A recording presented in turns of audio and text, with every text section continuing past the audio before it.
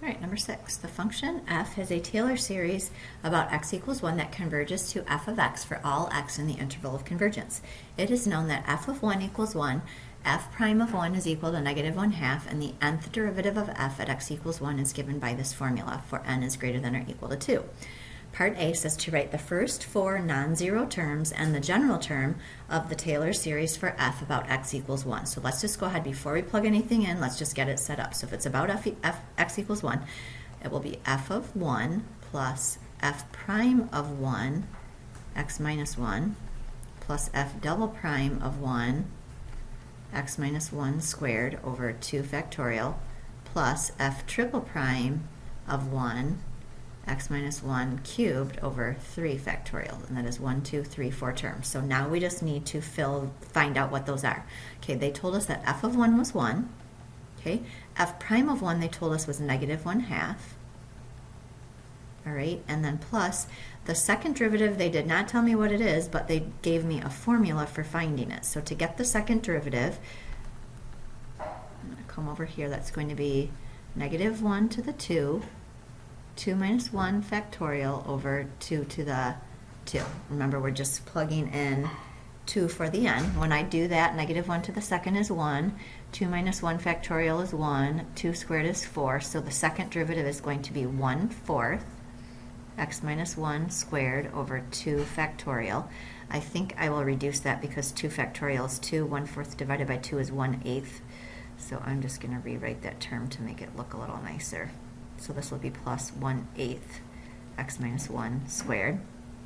So I have 3 terms so far. So to get my fourth term, the third derivative of 1, we're just going to plug in 3 for the n. 3 minus 1 factorial over 2 to the third. So negative 1 to the third is negative 1.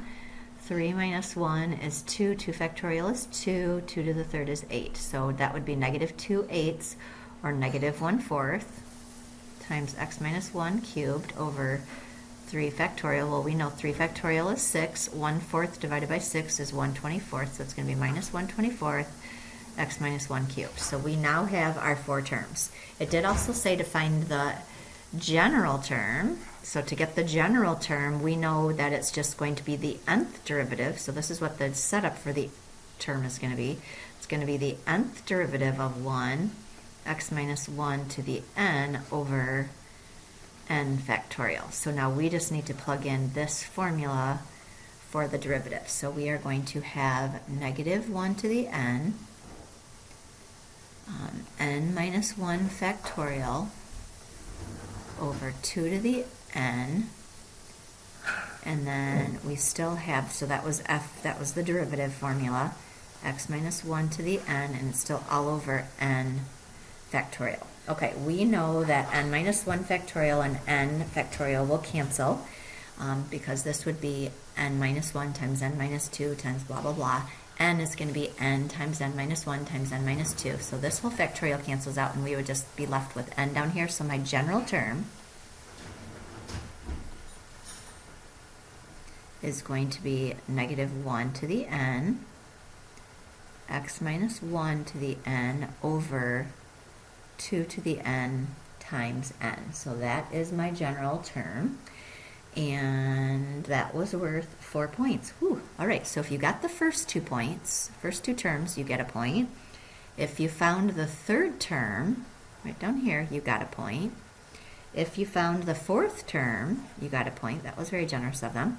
And then if you got the general term, you'd get a point. So a big whopping 4 points on that one.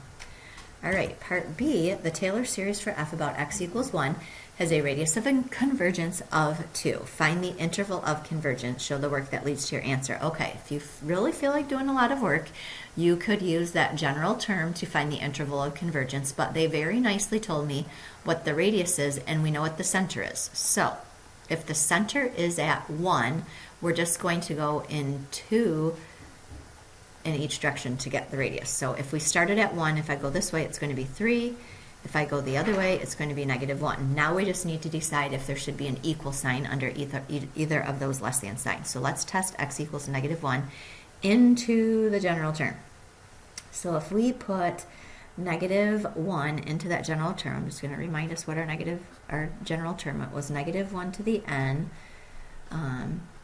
times x minus 1 to the n over n2 to the n. So if I plug negative 1 into that, I am going to get negative 1 to the n, remember we're plugging it in for the x, negative 2 to the n over n times 2 to the n. All right, I'm going to separate that a little bit better here. We're going to have negative 1 to the n, negative 1 to the n, 2 to the n over n times 2 to the n. These cancel. A negative 1 to the n times a 1 to the n just become a 1 to the n.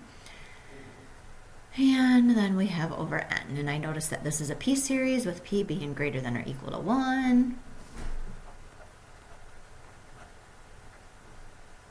And so this is going to diverge. So no equal sign underneath the negative 1 part of it. Okay, now let's let x equal 3. So I'm going to get negative 1 to the n. 3 minus 1 would be 2 to the n over n times 2 to the n. The 2 to the n's cancel, so I end up getting negative 1 to the n over n. I do notice that this is an alternating series. So if I do my 3 tests for convergence for an alternating series, my first test is that the u sub n, the part without the negative, if it's going to be positive, so 1 over n is positive, so u sub n positive, we're good with that. Check. Number 2 is my derivative. The derivative of 1 over n would be negative 1 over n squared. That will be less than 0, which means that's a decreasing sequence, so that's a good one. And then 3, we would like the limit as n approaches infinity to be 1 over n to be 0, and it is. So this alternating series converges, which means we can put an equal sign underneath that 3. So that would be my interval of convergence. I am going to get just 2 points for that one. So if I identified my endpoints, negative 1 and 3, I got a point for having that.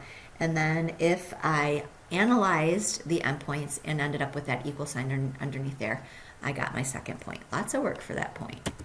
Okay, part C, the Taylor series for f about x equals 1 can be used to represent f of 1.2 as an alternating series.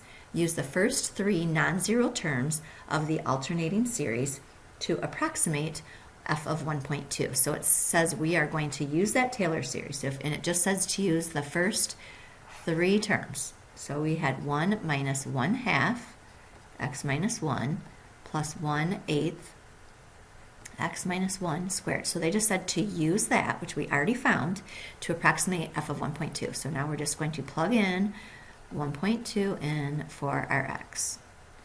Oh, sorry about that. Get back to my problem here. Okay, so let's see if we don't get to use our calculator on this one. So let's see how we do. 1 minus 1/2 times 1.2 minus 1 is 0.2. And then plus 1/8 times 1.2 minus 1 is 0.2. 0.2 squared is 0.4. Okay, so we're going to have 1 minus half of 0.2 will be 0.1.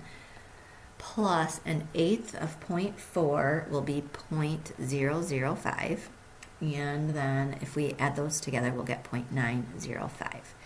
Okay, that was worth just 1 point. So you either got the answer or you did not. Okay, part D, show that the approximation found in part C is within 0.001 of the exact value. So this is asking us for the error. And if you recall, our general term was an alternating series.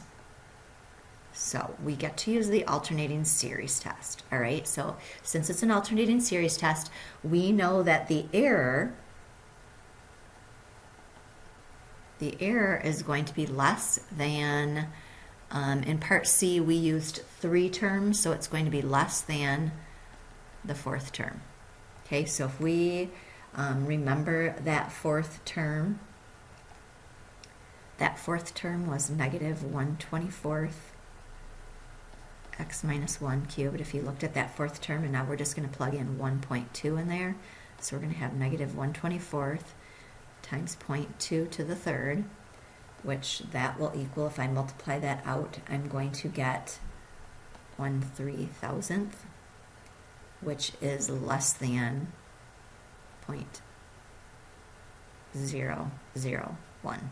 Okay, so that is that. I don't know if I would like to write it any different way. I don't think so. If you were not sure, you could always use Lagrange error as well, and that will give you the right answer too. So if we had the error form, we'd get a point, and then if we had our analysis, we got our second point for that one. So this part was worth 2 points.